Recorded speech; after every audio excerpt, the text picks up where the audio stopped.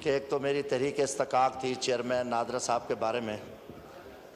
जनाब से भी मेरी रिक्वेस्ट है, आज माशाल्लाह एक अच्छी रिवायत है और आप मेम्बरान का हुकूमत हो या पोजीशन हो उनका आप नोटिस ले रहे हैं, और हमें ये उम्मीद है कि जो हमारी अफसर शही है, जो गालिबन नौकर शही है, उनको किसी का एहसास हो और अवामी नुमाइंदा अगर फ़ोन करता है, अपोजिशन हमारी असम्बली में है, बाहर हमारी कोई अपोजिशन नहीं है, तो मेरी ये रिक्वेस्ट है कि चेयरमैन नादरा के ख़िलाफ़ और बल्कि मिनिस्टर साहब बैठे हैं, उनको ठीक है, हमारे लिए मोहतरम है, वो लेफ्टिनेंट जनरल हैं, हम एहतराम करते हैं, मगर यहाँ बतौर चेयरमैन नादरा मैं एक अवामी नुमाइंदा हूँ और मेरे ऊपर ज़िम्मेदारी है कि मैं उससे बात कर सकता हूँ और मैं अपने मसले पे, मगर बदकिस्मती ना वो फ़ोन सुनते हैं ना वो फ़ोन का जवाब देना चाहते हैं। इस हवाले से कम अज़ कम ब्यूरोक्रेसी को ये ज़रूर पाबंद करें कि हमारे जो जायज़ मामलात हैं हमें रिस्पेक्ट दें, वरना फिर हमारा यही फोरम है। मेरी जनाब से तवज्जो की भी दरख्वास्त है कि अगर मेहरबानी करके थोड़ी सी जनाब तवज्जो। स्पीकर साहब जी बात कीजिए। अच्छा, मल्टीटास्किंग। हाँ, मेरी तहरीक इस्तकाक का मैं जिक्र कर रहा था, तो वो मेहरबानी करके ये मिनिस्टर साहब यहाँ मौजूद हैं। दूसरी गुजारिश है कि रात से हमारे घरों में छापे शुरू हो गए हैं। पहली तो चीज़ है कि हमारा एहतजाज, पुरअमन एहतजाज हमें आइन और कानून इजाज़त देता है। अगर पुरअमन एहतजाज हो रहा है, हम यहाँ नहीं हैं, मेरे घर पे भी पुलिस गई है, वज़ीर दाखिला साहब से पूछते हैं कि कितने हमें और मारोगे, अभी आप थके नहीं हैं? अगर आप थके नहीं हैं तो बताओ, या तो हमें उठा के इस मुल्क से निकाल दो, या हम एक पुरअमन शहरी हैं, एक MNA भी हूँ, हमारे भाइयों भतीजों को चारों तरफ पुलिस खड़ी हुई, और दूसरा दिन है जनाब स्पीकर, और ये आप इस पर रिपोर्ट भी मंगवा सकते हैं, या कहीं कोई रोड ब्लॉक है, कोई एहतजाज है, कोई मसला, कोई अमन के मसला है, तो हम सजा भुगतने को तैयार हैं।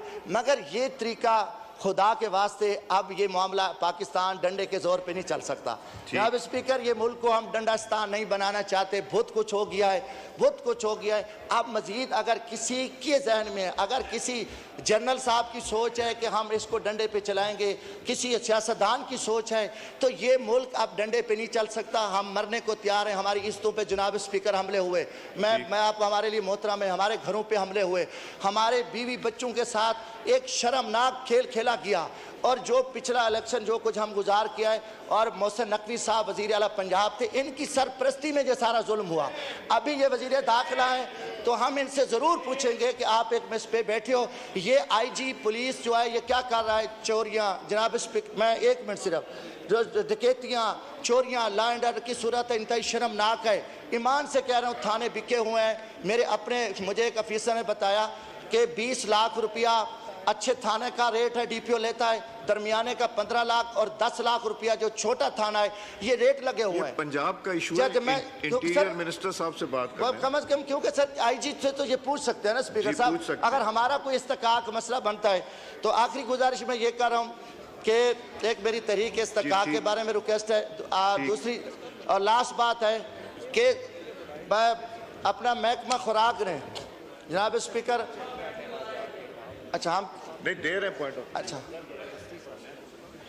महकमा खुराक में, सर एक मिनट, महकमा खुराक में ने अभी तक खरीदारी शुरू नहीं की है पंजाब में। मतलब पास्को तो ठीक है, एक वो उनका एक अपना तरीक़ाकार है। मेरे इलाके में, मेरी तहसील मुजफ्फरगढ़ में अभी तक जो है ना ख़रीदारी शुरू नहीं की, और 2700-2800 रुपये फ़ी मन, और गंदम हमारी तबाह हो रही है। हमने यूक्रेन से, रूस से जो गंदी कीड़े थे, जो शर्मनाक, मैं समझता हूँ कि जो सौदेबाजी हुई है, उसकी कोई जिम्मेदारी उठाने को तैयार नहीं है। अब पाकिस्तान में अल्हम्दुलिल्लाह सिंध है और पंजाब में इतनी खूबसूरत गंदम हुई है, हम किसान को मार रहे हैं, हम किसान को कत्ल कर रहे हैं। जनाब स्पीकर, थोड़ी सी तवज्जो दरकार है। तो ये पिछले दिनों भी बड़ी तफसीली इस पर बहस हुई है, मगर अभी तक हमारे किसान के साथ जो जुल्म हो रहा है, ज्यादती हो रही है, उस पर हुकूमत टस से मस ही नहीं हो रही, और हुकूमत को कुछ पता ही नहीं है कि हमने करना क्या है। अगर वो किसान सड़कों पे आए, एहतजाज करे, आएगा, तो फिर हम उस पर डंडा बरसाएंगे, उनके ऊपर 780 के पर्चे दर्ज करेंगे। ये एक बहुत बड़ा जुल्म है। और आखिरी गुजारिश है कि मेरा नाम स्टाफ लिस्ट में शामिल किया है। अब मैं और पासपोर्ट हमें पासपोर्ट नहीं दे रहे, हमें यह बताया जाए कि हमने कौन सा जुर्म किया है। और सिर्फ अपोजिशन को जो तहरीक इंसाफ के लोग हैं उनके नाम इन्होंने रोके हुए हैं। हाई कोर्ट हम जाते हैं, हाई कोर्ट से हमें रिलीफ मिल जाता है, मगर यहाँ पे हमें कोई रिलीफ नहीं मिलता। अगर एहतजाज करते हैं फिर हमारे ऊपर बैन लगता है। क्यों? जब अगर हमारी हक की बात ही नहीं सुनी जाएगी फिर हमारे ऊपर ये हमारी जिम्मा, हम असम्बली पे फोरम पे भी एहतजाज करेंगे, बाहर भी करेंगे, और ये फिर हमारा आईनी हक कोई नहीं छीन सकता। हम कौन से दहशतगर्द हैं कि हमारा नाम स्टाफ लिस्ट में है, मेरा पासपोर्ट जारी नहीं कर रहा है, तो फिर कहते हैं इस हाउस की इज्जत होनी चाहिए। हाउस की इज्जत नहीं हो सकती जब तुम हाउस को, मेंबरान को इज्जत नहीं दोगे। जब एक तरफ हमें एक हमारे साथ एक बुरी तुरास्तोली माँ जैसा सलूक किया जाएगा तो फिर स्पीकर साहब हम एक हद तक तो हम बर्दाश्त करेंगे। और ये भी इससे पूछा जाए, वजीर दाखिला बताए कि हमारे घरों पे छापे क्यों मारे जा रहे हैं, हमने कौन सा जुर्म किया है और हमने कौन सा गुनाह किया। अगर हमारा गुनाह जुर्म नहीं है तो आईजी पंजाब को लगाम दे।